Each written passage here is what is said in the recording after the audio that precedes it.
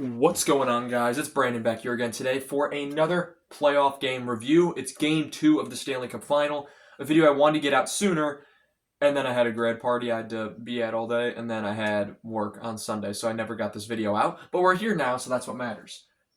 Game 3 will be tonight in Florida, but we got to cover game 2 first. A 5-4 win, massive for the Florida Panthers, double overtime. I said I wanted to see overtime in this series, and we've had 3 so far. Nearly 4. Series is now tied 1-1. It looks like it could go the distance again. In 2024, Florida won the first 2 games. They won 3-0 and they won 4-1. So far this year, we've had Edmonton win game 1 4-3 in overtime, and now Florida 5-4 in double overtime. It's looking like a much closer series out of the gate. I won't say this was a must-win game for Florida. Florida's a very dangerous team because they could win 4 in a row, no problem, and they don't lose consistently very often. So Florida, if they lost this game, I still wouldn't say they were in trouble. If Edmonton was in the same position, if Edmonton had lost game 1, I would have said they were screwed at this point.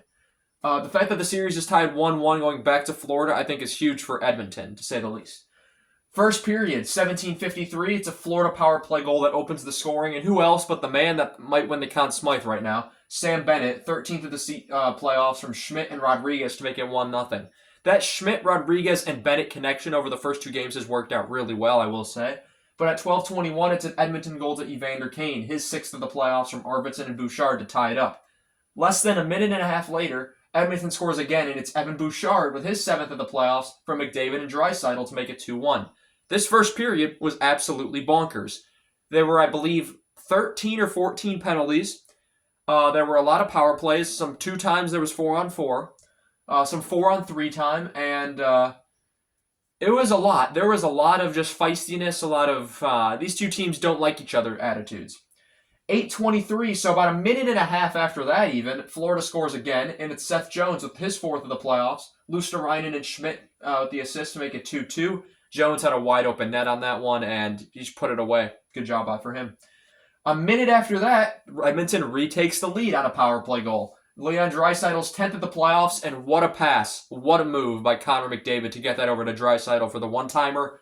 Bouchard sets that play up, gets it over to McDavid. McDavid goes through 3 or 4 guys, sends it over to Draisaitl, who's wide open. Perfect pass, tape to tape, one times it into the back of the net. It's 3-2 Edmonton going into the second period. 11:37, it's a surprise guy who scores the goal. It's Dmitry Kulikov, his 2nd of the playoffs, from Verhaeghe and Jones to make it 3-3.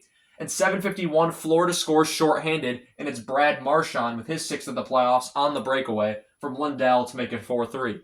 We'll see that again later. We go to the third. No scoring in the remainder of the second, no scoring in the third, until 17 seconds left in the period. It's the 40-year-old Corey Perry with his 8th of the season off a rebound in front.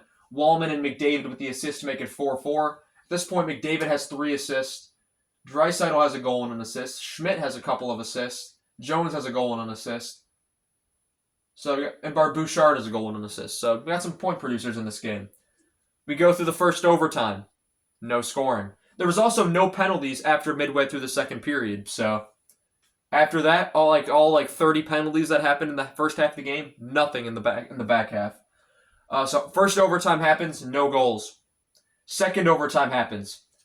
Marchand gets a break, and it's the most anticlimactic goal I've ever seen to end a Stanley Cup Final game. Marchand comes down the ice off a turnover. It was Lundell who got it up to him, just like in the previous goal. Marchand has a break. Draisaitl catches up. He gets a stick on it. Marchand keeps control. He tries to go to the backhand, but he never gets the backhand, but it doesn't matter. The puck just slides through Stuart Skinner. Not even a shot got it off, and the puck slides through. Marchand gets the goal, 7th of the playoffs, 2nd of the game from Lundell, 5-4 double OT win for the Florida Panthers. I wasn't upset that Marchand scored. I was upset that I stayed up. Well, I didn't stay up. It wasn't that late by the time the game ended Central Time. But I was mad that I'd watched this entire game expecting a really fun goal, and that was the one that got it. But that's just what happens sometimes, so you can't have it all. Overall, this has been a fantastic Stanley Cup final right now, and if it keeps up, this could go down as one of the best finals in history. I'm just going to say that right now. Skinner saves 37 out of 42. Bobrovsky has the same exact stat line, 42 out of 46, just like Game 1.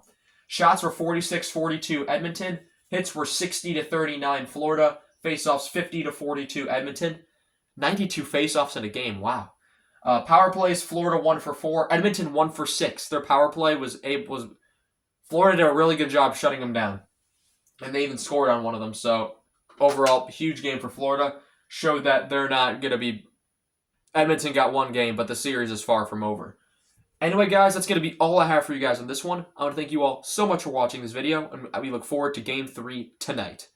Have a good one.